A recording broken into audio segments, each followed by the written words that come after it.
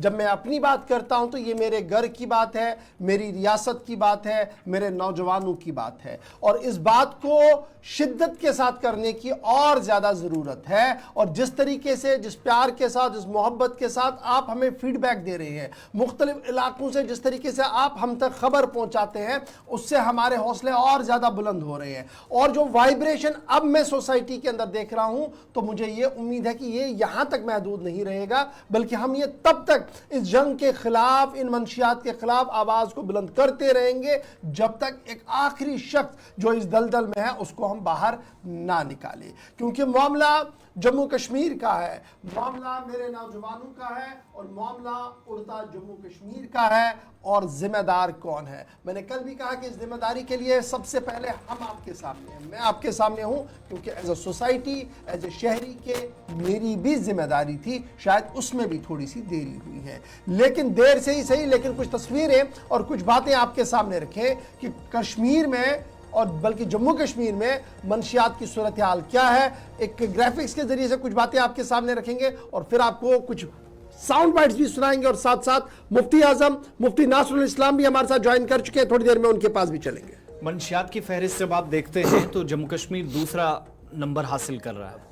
سرکاری سطح پر ڈیٹیلز آتی ہیں کہ ہم نے یہ چیزیں حاصل کی ہیں، لیکن یہاں پر بھی ذرا دیکھیے گا 2011 کی مردم شماری کے مطابق ہماری یونین ٹیریٹری یا سابقہ ریاست میں جو ہماری ٹوٹل پاپولیشن ہے وہ آپ کے سامنے اندازاً 1,08,000 مرد اور 36,000 سے زیادہ خواتین بھنگ کا استعمال کرتے ہیں۔ نمبر 1۔ نمبر 2، قریب 5,34,000 مرد اور 8,000 خواتین نشیلی ادویات کے عادی ہو گئے ہیں۔ تقریباً 1,60,000 مرد اور 8,000 خواتین سکون آور ادویات یا سائیکوٹروپک ڈرگز جس کو آپ کہتے ہیں وہ استعمال کرتے ہیں۔ بڑی تعداد میں مرد اور خواتین کو کین کی عادت بھی ہو گئی ہے، یعنی نشہ جو جب لگتا ہے تو پھر کین کا بھی استعمال ایک عام سی بات میکسیمم لوگوں کے لیے عادت ہو گئی ہے۔ تقریباً 14.9 لاکھ سے زائد افراد نفسیاتی مادے یا سائیکوٹروپک ایڈکشن جس کو آپ کہتے ہیں اس کے اس وقت دور سے گزر رہے ہیں۔ زیادہ تر لوگ 10 سال سے 75 سال کی عمر کے گروپ کے ہیں، اور ہر 12 منٹ بعد ایک مریض سری نگر کے اسپتالوں میں پہنچتا ہے۔ مختلف رپورٹس اور اعداد و شمار اس بات کی تصدیق کرتے ہیں۔ مساجد سے لے کر سکول کی کلاسز تک، منادر کے باہر یا جو مذہبی مقامات ہیں ان کا بھی کئی لوگ استعمال کرنے لگے ہیں، اور یہی تعداد بتاتی ہے کہ ہائی سکول ہوں، ہائر سیکنڈریز ہوں، کالج ہوں، یونیورسٹی لیول پر ہوں، ہائر سیکنڈری سکولوں کے 27% لڑکے اور 12.4% لڑکیاں اس وقت منشیات میں کے عادی ہیں۔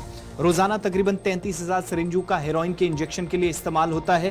ہر گزرتے دن کے ساتھ یہ رپورٹ آپ کے سامنے رکھتے ہیں۔ اوسطاً ہر مہینے 88,183 روپے منشیات کے استعمال پر خرچ ہوتے ہیں، اور یہ ایک بندے کا یا ایک نوجوان کا یا ایک جو ڈرگز لینے والا شخص ہے اس کا ٹوٹل خرچہ ہے۔ یہ وہ اعداد و شمار ہیں جو ہوش ربا ہیں، جو ہم سب کے لیے ایک طرح سے باعث تکلیف ہیں۔ اور موجودہ صورتحال یہ ہے کہ کئی نوجوان جو اس سے باہر نکلنا چاہتے ہیں، لیکن جب ہم سہولیات کے والے اس پوائنٹ پر آتے ہیں تو شاید مراکز چیزیں یا جو عملہ اور جو سہولیات کی بات ہوتی ہے اس کا بھی فقدان کچھ چیزوں پر نظر آتا ہے۔ بڑی امپورٹنٹ ہے جس پر ہم اپنی توجہ مرکوز کریں گے۔ سول سوسائٹی کو متحرک ہونا تھا، اس میں کوئی شک نہیں ہے، لیکن ایک بڑا حصہ اس میں ہے لا انفورسمنٹ ایجنسیز کا، وہ ایکسائز ڈپارٹمنٹ سے لے کر میری جموں کشمیر پولیس ہو۔ Salute to Jammu Kashmir police, جنہوں نے ہمیشہ فور فرنٹ پر رہ کر تمام معاملات سے نپٹنے کی کوشش کی، اور سن 1990 کے بعد جس طریقے سے عظیم قربانیاں انہوں نے دی ہیں اس پر کوئی شک و شبہ نہیں ہے، لیکن شاید موجودہ حالات کے بیچ جو بیسک پولیسنگ کا کام تھا اس سے وہ ڈائیورٹ ہو گئے، اس سے وہ تھوڑا سا الگ چلے گئے۔ ادروائز یہ سوال ہی پیدا نہیں ہوتا ہے کہ تھانے کا تھانے دار تھانے کے اندر بیٹھا ہو اور اس کے علاقے کے اندر منشیات بک رہی ہو، لوگ لے رہے ہو، لوگ مزے کر رہے ہو اور انہیں پتہ نہ ہو، کیونکہ ہر چوراہے پر، ہر دو راہے پر پولیس کانسٹیبل کا پہرا لگا رہتا ہے، اور ہر علاقے کے اندر سی آئی ڈی کا ایک بڑا جال ہے، پھر خفیہ اداروں کا بڑا جال ہے، ایک تو پولیس اسٹیشن لیول پر، پھر پولیس ایس ڈی ایم لیول پر، پھر آپ ڈسٹرکٹ لیول پر، پھر صوبائی لیول پر دیکھیں گے تو ہزاروں کی تعداد میں نفری گراؤنڈ زیرو پر ہوتی ہے، لیکن اس کے باوجود بھی دھڑلنے سے کون کیسے یہ چیزیں بانٹ رہا ہے ایک بڑا سوال ہے. اس لیے آج اس خاکی کے اندر بیٹھے ان لوگوں سے بھی سوال ہے, ان پولیس اہلکاروں سے بھی سوال ہے جو شاید اپنے اے سی کمروں میں بیٹھ کر فیصلے کرتے ہیں اور گاہے بگاہے وی آئی پی مومنٹ کے بہانے چوراہے پر نکلتے ہیں. اگر وہ باہر آتے تو یہ سوال ہی ممکن نہیں ہے کہ میرا نوجوان بنگ کی کاشت کے جگہوں پر کھڑے رہتا یا کسی علاقے میں بنگ ہوتی. ایک تو یہ بڑا سوال ہے.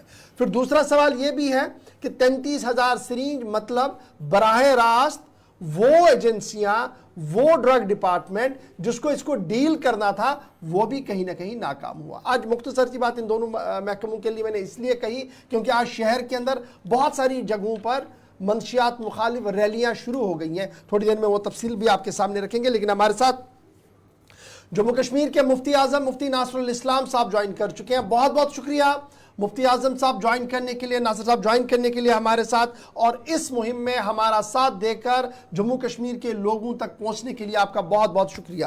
مفتی صاحب, پچھلے کئی دنوں سے لگاتار ہم ایک مہم چھیڑے ہوئے ہیں کہ ہم ایک زمانے میں سنتے تھے اڑتا پنجاب, کہ پنجاب کے اندر منشیات اتنی تھی کہ ہر نکڑ ہر چوراہے پر لوگ پڑے رہتے تھے. لیکن آج اور اعداد و شمار یہ بتاتی ہیں, سرکار کے اعداد و شمار ہو یا غیر سرکاری اداروں کے اعداد و شمار, جب آپ ان کو کھنگالتے ہیں, انالائز کرتے ہیں اور بیچ کا راستہ لے کر چلتے ہیں تو ہم اڑتا جموں کشمیر بن چکے ہیں. بننے کے کگار پر نہیں ہے, بن چکے ہیں, کیونکہ ہر نکڑ ہر چوراہے پر یہ چیزیں اویلیبل ہیں, چاہے جس بھی فارم میں ہو, وہ ٹیبلٹ کی فارم میں ہو, وہ دوائی کی فارم میں ہو, وہ کوڈین یا پھر ڈرگز کی فارم میں ہو, یعنی ہر جگہ پر تباہی ہے. کیا من حیث القوم آج ہم یہ بات پہلے اعتراف کریں اس جرم کا کہ میری خاموشی, آپ کی خاموشی اور ہم سب کی خاموشی نے ان قوتوں کو اتنا زیادہ مضبوط کیا کہ وہ ہمارے گھروں تک آ پہنچے, ہماری مائیں, ہماری بیٹیاں, ہماری بہنوں تک اس زہر کو پہنچانے میں وہ کامیاب ہوئے, کیونکہ میں, آپ اور ہم جیسے لوگ خاموش بیٹھے. بسم اللہ الرحمن الرحیم. جہاں تک آپ کے سوال کا تعلق ہے, اور میں اس بارے میں بڑی وضاحت کے ساتھ یہ عرض کرنا چاہتا ہوں, کیونکہ رسول اللہ صلی اللہ علیہ وسلم کی ایک حدیث ہے, کلکم رائی کلکم مسئول عن رعیتہ, تم میں سے ہر ایک آدمی جواب دہ ہے اللہ کے سامنے ہر اس کام کے لیے جس کے لیے وہ مامور ہے. اور یہ آپ نے جو اڑتے پنجاب کی بات کی, میں آپ کی توجہ مبذول اس کی جانب مبذول کرنا چاہتا ہوں کہ گزشتہ تقریباً 5-6 سالوں سے ہم ایک مہم چلا رہے ہیں, اور جموں میں کسی حد تک ہم کامیاب ہو گئے مسلم پرسنل بورڈ کے حوالے سے. اور لیکن سری نگر میں یہ کامیابی ہمیں ابھی تک حاصل نہیں ہوئی ہے, کیونکہ یہاں عوام کی جانب سے تعاون حاصل نہیں ہو رہا ہے, اور ایڈمنسٹریشن بھی غفلت کی شکار ہے.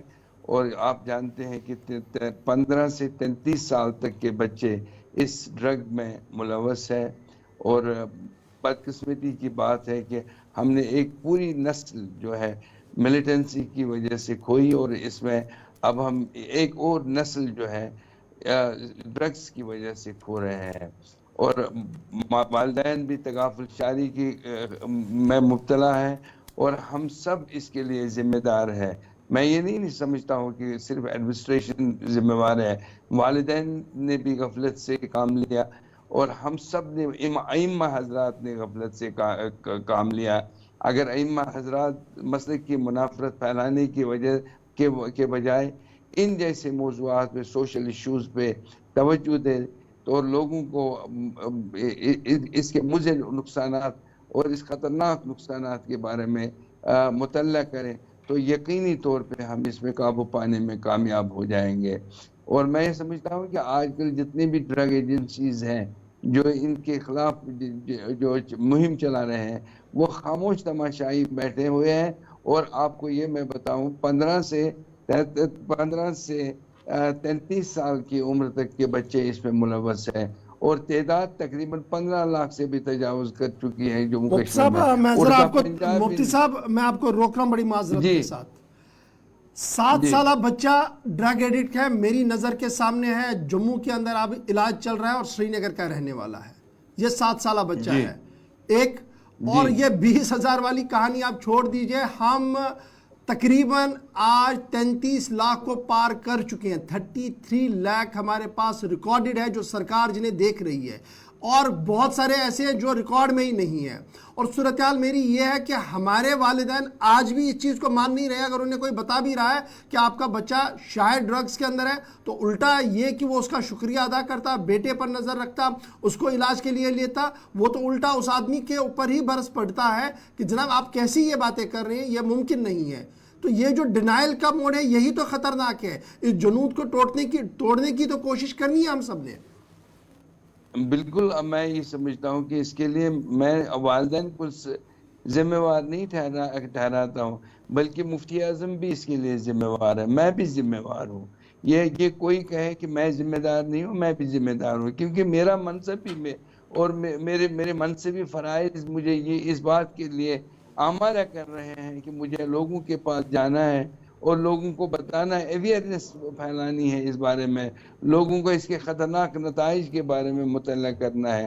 اور ہم اس وقت اس موڑ پہ کھڑے ہوئے ہیں کہ خاموشی تو ہم اختیار کر چکے ہیں۔ آپ صحیح کہہ رہے ہیں، والدین کی طرف سے تعاون ہے، لیکن والدین کو سمجھانے والا تو کوئی ہونا چاہیے۔ یہ کام ائمہ کا ہوتا ہے، یہ کام خطباء کا ہوتا ہے، جو مساجد کی میناروں سے یہ جمعہ ایسی باتیں تو کرتے ہیں، صرف جو کنونشنل خطبوں پہ توجہ دیتے ہیں، لیکن ان روزمرہ کے مسائل کو اجاگر نہیں کرتے، مسئلے کی منافرت پھیلاتے ہیں۔ اس کی ضرورت نہیں ہے، شیعہ سنی فساد پیدا کرتے ہیں، اس کی ضرورت نہیں ہے، لیکن ضرورت یہ ہے کہ ہم شراب، منشیات اور ڈرگز کے بارے میں لوگوں کو آپ جانتے، آپ کو میں بتاؤں، یہاں پہ آپ نے تعداد میں جو جس طریقے سے مجھے آگاہی دی، میں آپ کا شکریہ ادا کرتا ہوں، کیونکہ مجھے تو یقین تھا صرف 15 لاکھ تک ہے، لیکن آپ کہہ رہے ہیں کہ تعداد کہیں زیادہ ہے، اسے الارمنگ تعداد جو ہے۔ اور اس کے لیے میں یہ کہہ رہا ہوں کہ جموں میں ہم کامیاب تو ہو گئے کسی حد تک، لیکن سری نگر کے لوگ تعاون نہیں دے رہے ہیں، ڈرگز میں بالکل۔ اچھا مفتی صاحب، یہ بڑا دلچسپ آپ کہہ رہے ہیں کہ جناب ہم جموں میں کامیاب ہوئے، جموں میں کس طریقے کی کامیابی ملی All India Muslim Personal Law Board کو، یا مفتی اعظم صاحب کی حیثیت سے آپ کو کیا کامیابی ملی؟ جموں کی صورتحال تو بہت ابتر ہے ایز کمپیئر ٹو کشمیر۔ میں مانتا ہوں وہاں پہ تعداد بھی زیادہ ہے، لیکن کسی حد تک کامیابی یہ ہوئی ہے کہ جہاں جہاں رپورٹ ہو گیا اور مسلم پرسنل بورڈ کے لوگوں نے ان لوگوں کے ساتھ بائیکاٹ کیا، ان کی فیملیز کے ساتھ بائیکاٹ کیا، ان کو مجبور کر دیا کہ وہ اپنے بچوں کو سنبھالیں، ان پہ نظر رکھیں، ان کو بتا دیں اس کے جو مضر اثرات ہیں وہ کیا ہے۔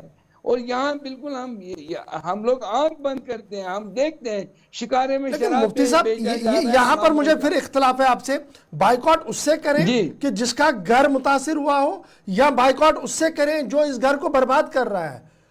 سوشل بائیکاٹ کرنا تو اس آدمی سے تھا جس نے یہ منشیات لائی، جو بیچ رہا ہے، یہ تو چھوٹا پیڈلر ہے، لیکن آج تک بھی کوئی ایسا کام نہیں ہوا جس میں یہ پتہ لگے ہمیں کہ ہاں یہ مین ڈسٹریبیوٹر تھا، ڈیلر تھا، جس کو لے کر پوری سوسائٹی اکراس مسلم، ہندو، سکھ، عیسائی ایک ہوئے، انہوں نے کہا کہ بھئی اب یہ آدمی ہے، ہم نے اس کے ساتھ کوئی کام نہیں کرنا، let government do what he want to do, ہم نہیں کریں گے جی۔ ایک بار تو ہم یہ سٹینڈ لے لیتے ہیں۔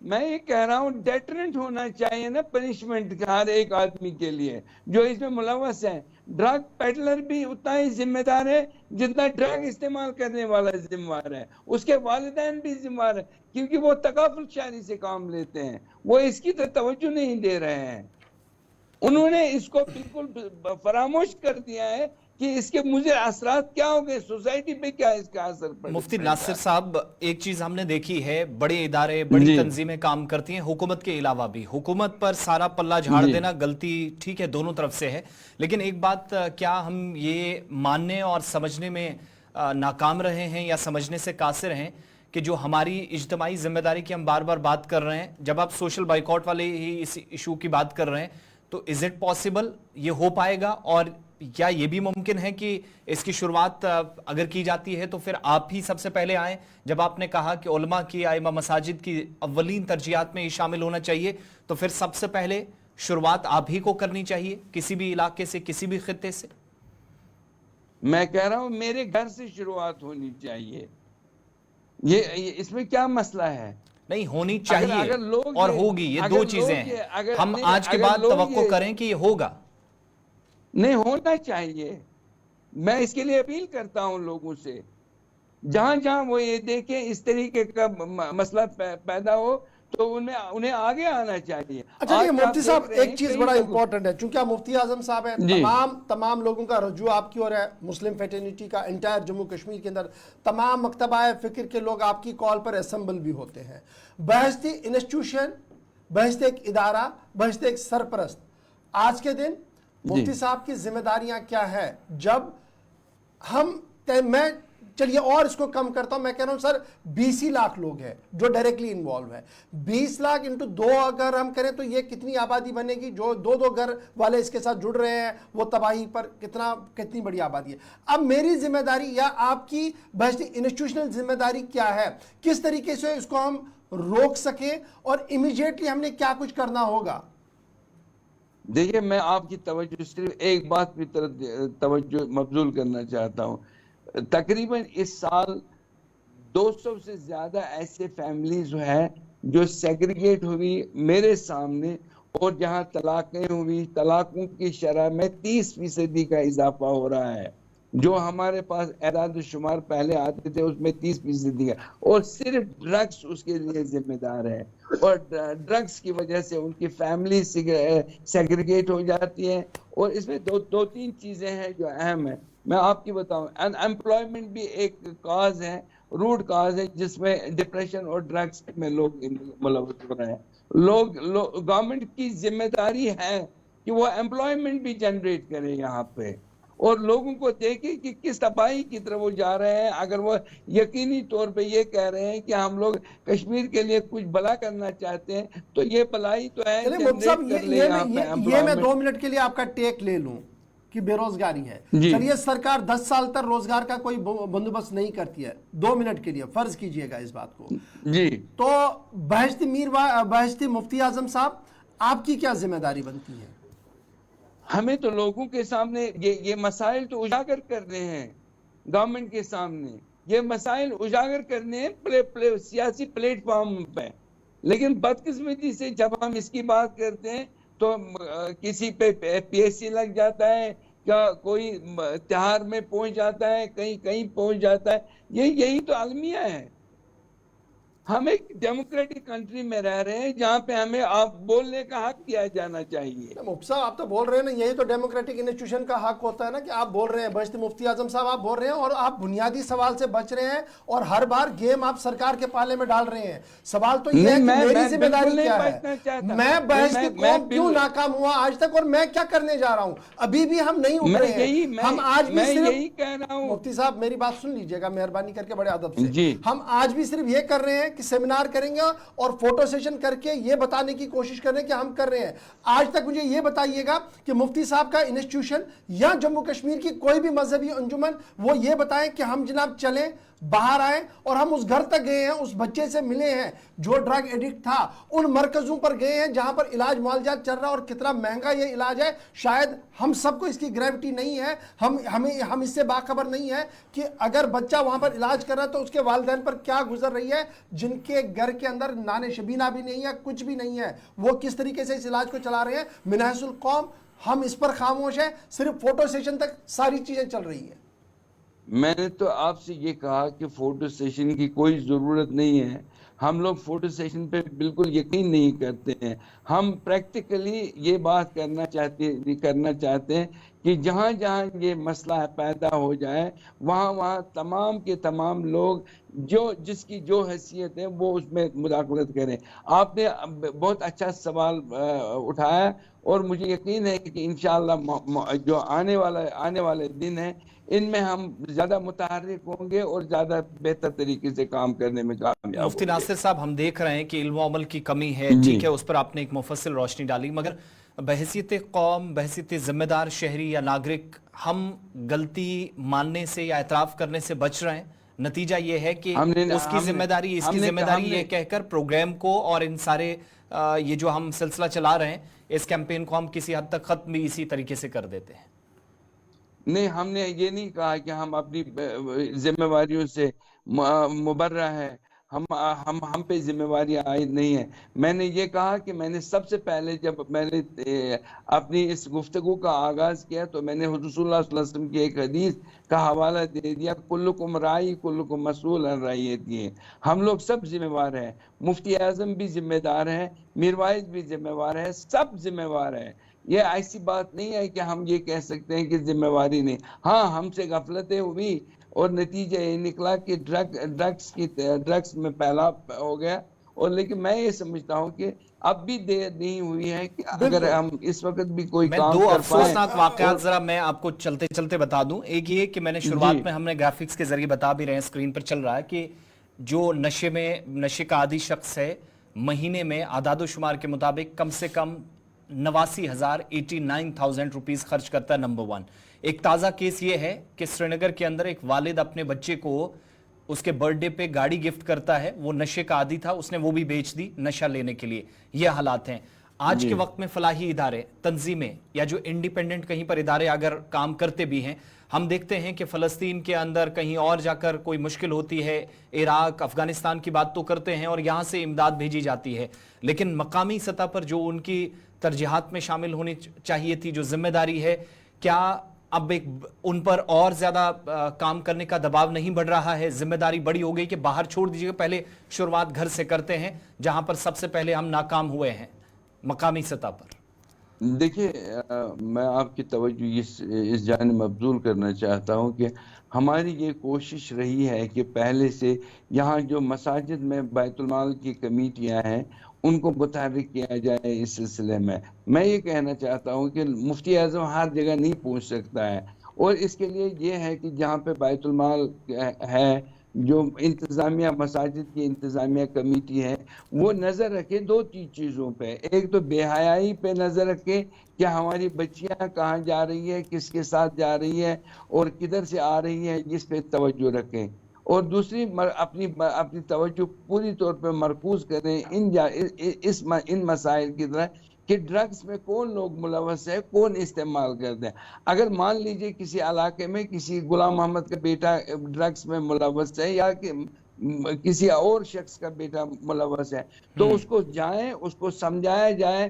یہ کام مساجد کے ائمہ نہیں کر سکتے، بلکہ انتظامیہ کمیٹی کے من جملہ من حیث القوم وہ یہ ذمہ داری نبھا سکتے ہیں اور اس میں اپنی توجہ مبذول کر سکتے ہیں، اور ان کو اس برانگیختہ کر سکتے ہیں اس جانب کہ وہ اپنے بچوں پہ، اپنے بیٹوں پہ ڈرگس کے حوالے سے وہ نظر رکھے اور باضابطہ طور پہ تدارک ایک چیز بڑا امپورٹنٹ ہے کریں۔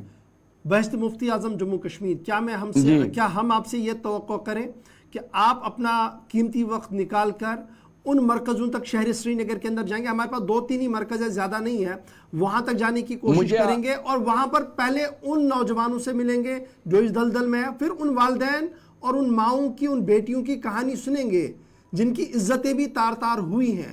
ایک بار اگر وقت ملے تو نکالیے گا، ضرور جائیے گا، پھر آپ کو پتہ لگے گا کہ ہم جو رونا رو رہے ہیں یہ کتنا خطرناک ہے، اور یہ بات سے نہیں ہے، عمل سے اب شروع ہونا چاہیے۔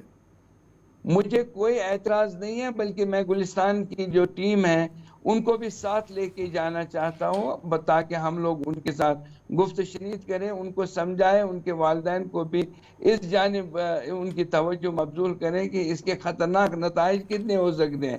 فیملی سیگریگیٹ ہو رہی ہے، ماں باپ سے بچے الگ ہو رہے ہیں، اور بچے ماں باپ کے خلاف they are unfurling banner of revolt against each other, and this is a very alarming situation۔ اس میں ہم انشاءاللہ آپ کو بھی آپ سے بھی تعاون لیں گے اور ہم بھی آپ کو اپنا تعاون دیں گے۔ بہت بہت شکریہ مفتی اعظم جموں کشمیر، ہمارے ساتھ آج مہمان تھے اور صورتحال کے حوالے سے اپنی بات رکھ رہے تھے۔ امید ہے کہ کمروں سے باہر آ کر زمینی صورتحال کو پرکھنے کی تمام لوگ کوشش کریں گے۔ یہ مفتی صاحب کا ہی کام نہیں ہے، ہم سب نے تھوڑا سا وقت نکالیے گا۔ شہر سری نگر کے اندر 2-3 مرکز ہے، کبھی جا کر ان سے بات کیجئے گا، پھر آپ کو یہ چیز احساس ہوگا، اور آپ جب گھر آئیں گے نا تو آپ اپنی بیٹی، اپنی بہن، اپنی ماں کو بھی دیکھیں گے شک کی نگاہ سے، کیونکہ صورتحال وہی ہے۔ सूरत-ए-हाल वही है कि हर नुक्कड़ हर चौराहे पर कोई ना कोई आपको पड़ा हुआ मिलेगा। हर कोई ना कोई ये खबर देखता है कि जनाब लाश मिली, पड़ा हुआ मिला जी, रात को पड़ा हुआ मिला। हम आंखें बंद कर रहे हैं। कभी रिसर्च करके देख लीजिए कि ये जो आदमी पड़ा था कल सुबह तक जिंदा था, रात को इसको क्या हुआ, इसकी डेथ हो गई, और ये सड़क पर क्यों मिला, हमें लाश क्यों सड़क पर मिली है। जब आप इन चीजों का एनालिसिस करेंगे तो आपको पता लगेगा हफ्ते में 3-4 इंसिडेंट तो ये भी हो रहे हैं कि लाश मिली है। ये कौन लोग थे, ये किस माँ का बेटा था, ये किस भाई बहन का भाई था, ये किसका सुहाग था जो उजड़ चुका है। जब आप इन चीज़ों का एनालिसिस करेंगे तो जम्मू कश्मीर है, जम्मू कश्मीर के अंदर। लेकिन वह ब्रेक पर जाने से पहले आपको विनोद कुमार जी ने हमारे जम्मू सूबे के अंदर कुछ लोगों से मुलाकातें की है, बातें की है, उन इलाकों के अंदर जाकर बात की है जहां पर ये डेथ्स होती हैं। जरा सुन लिएगा क्या कुछ सूरत हाल है कश्मीर के बाद जम्मू की भी। क्या इसकी जानकारी पुलिस को नहीं होती है? जैसे छोटे छोटे बच्चों को पता है कि ड्रग पेडलर कौन है, क्या पुलिस से ज्यादा इंटेलिजेंट है वो बच्चे जो ड्रग पेडलर को ढूंढ के अपना नशा पूरा कर रहे हैं? क्या पुलिस नहीं जानती कि कौन ड्रग पेडलर है? हाँ, उसके साथ साथ एक शब्द और जोड़ूंगा। डोगरी में एक छोटी सी कहावत हो, कहते हैं टींडा नहीं टींडे दी बेल फड़नी चाहिए थी। हम क्या करते हैं, एक छोटा सा पेडलर पकड़ के उसको मारते हैं, घसीटते हैं, फिर छोड़ देते हैं। वो पुलिस की कोई मजबूरी है, वो छोड़ना भी पड़ता है, मुझे ऐसा लगता है। पर क्या पेडलर तक ही सब कुछ सीमित है? क्या पुलिस को नहीं पता कहाँ से ड्रग्स आ रहा है? इवन कि यहाँ हमने पहले भी ये पंकज जी, बेल कैसे बच जाती है? सवाल ये उठता है, सब ये उंगलियां उठाते हैं कि आखिर बेल कैसे बच जाती है? क्या महाराष्ट्र में बड़े बड़े लोग भी इसमें मुलविस हैं? बिल्कुल। मैं 1 साल पहले भी हमारे किसी भाई से इंटरव्यू हुआ था, हमने तब भी ओपनली कहा था कुछ लोकेशनें हैं हमारे सांबा डिस्ट्रिक्ट में भी, जैसे सरोर बहुत बड़ा ड्रग पॉइंट है, यहाँ बरनोटिया रख बरनोटिया बहुत बड़ा ड्रग पॉइंट है। हालांकि पुलिस ने उन पर रेड भी करी, पर पुलिस की ना जाने क्या मजबूरी है कि उसके बाद वो शांत हो जाते हैं। हमें वो समय नहीं, हाँ अगर उनको उनके ऊपर ही निकल कैसी। हाँ, फिर से एक चीज़ और, आज ड्रग सेंटर खुल रहे हैं, वो हो सकता है किसी के कमाई का जरिया हो, प्राइवेट भी खोल रहे हो, सरकारी भी खोल रहे हो। आप वो काम करो ना जहां से ड्रग्स आ रही है, वो नाली, गंदी नाली ही बंद कर दो, गंदा पानी ही आगे ना आए, हमें ये सेंटरों की जरूरत ही ना पड़े।